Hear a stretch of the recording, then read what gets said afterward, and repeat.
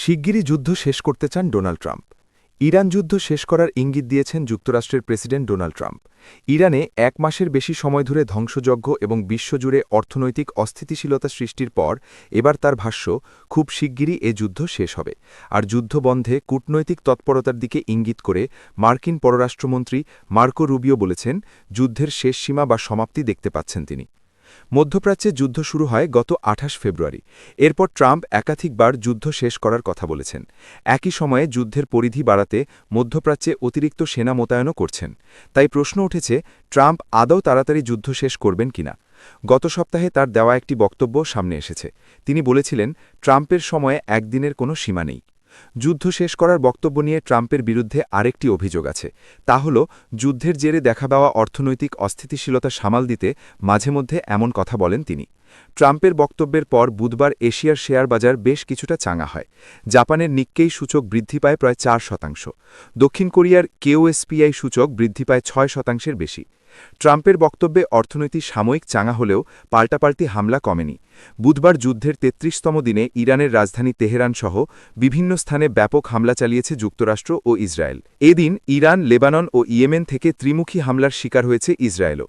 পাশাপাশি মধ্যপ্রাচ্যের বিভিন্ন দেশের জ্বালানি স্থাপনা ও তেলবাহী জাহাজ লক্ষ্য করে হামলা চালানো হয়েছে। যুদ্ধের শুরু থেকে ট্রাম্পের বক্তব্যে ইরানের সরকার পতন, দেশটির সামরিক সক্ষমতা ধ্বংস, খার্গদ্বীপ দখল, হরমুজ প্রণালীর নিয়ন্ত্রণ সহ নানা লক্ষ্যের বিষয় উঠে এসেছে। এসব লক্ষ্য পূরণ ছাড়াই তিনি কেন যুদ্ধ শেষ করার কথা বলছেন। দোহা ইনস্টিটিউট ফর গ্র্যাজুয়েট স্টাডিজের অধ্যাপক মোহাম্মদ এল মাসরি আল জাজিরাকে বলেন, ইরানে কাঙ্ক্ষিত লক্ষ্য অর্জনে ব্যর্থ হওয়ায় যুদ্ধে সামগ্রিকভাবে কৌশলগত ব্যর্থতার মুখে পড়েছে ওয়াশিংটন। ফলে ট্রাম্পের বক্তব্যে এমন পরিবর্তন দেখা যাচ্ছে। প্রয়োজনে আবার ফিরে হামলা চালানো হবে। যুদ্ধ শেষ করা প্রসঙ্গে গত মঙ্গলবার ট্রাম্প হোয়াইট হাউসে এক সাংবাদিক সম্মেলনে বক্তব্য দেন। সেখানে শিগগিরই বোঝাতে একটি সময়সীমা তুলে ধরেন তিনি। সেটি হল ২ সপ্তাহের মধ্যে, হয়তো ২ সপ্তাহ, হয়তো ৩।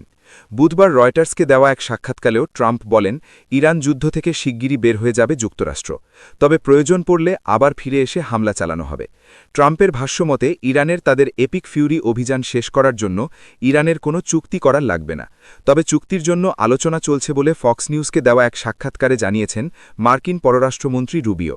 প্রেসিডেন্ট ট্রাম্প যুদ্ধে সময়ক্ষেপণ করতে লোক দেখানো আলোচনা করছেন না উল্লেখ করে তিনি বলেন, আমরা শেষ সীমাটা দেখতে পাচ্ছি।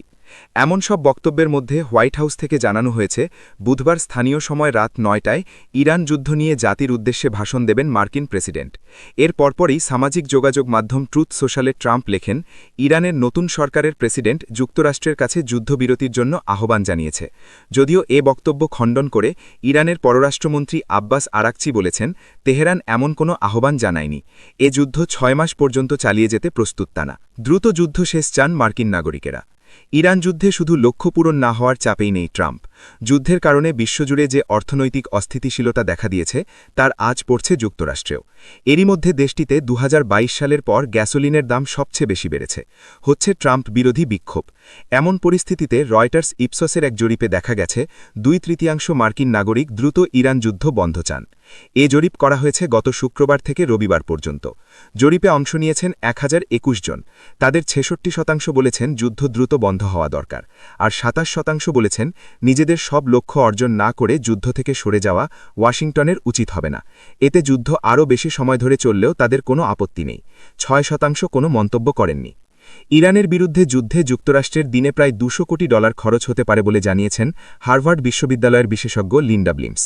এদিকে ইঙ্গিত করে নিউ ইয়র্ক শহরের মেয়র জোহরান মামদানি বুধবার ইউটিউবার ব্রায়ান টেলারকে এক সাক্ষাৎকারে বলেছেন, যুদ্ধে এ বিপুল ব্যয় এমন এক সময় হচ্ছে যখন যুক্তরাষ্ট্র জীবনযাত্রার ব্যয় নিয়ে ঐতিহাসিক সংকটের মধ্যে রয়েছে।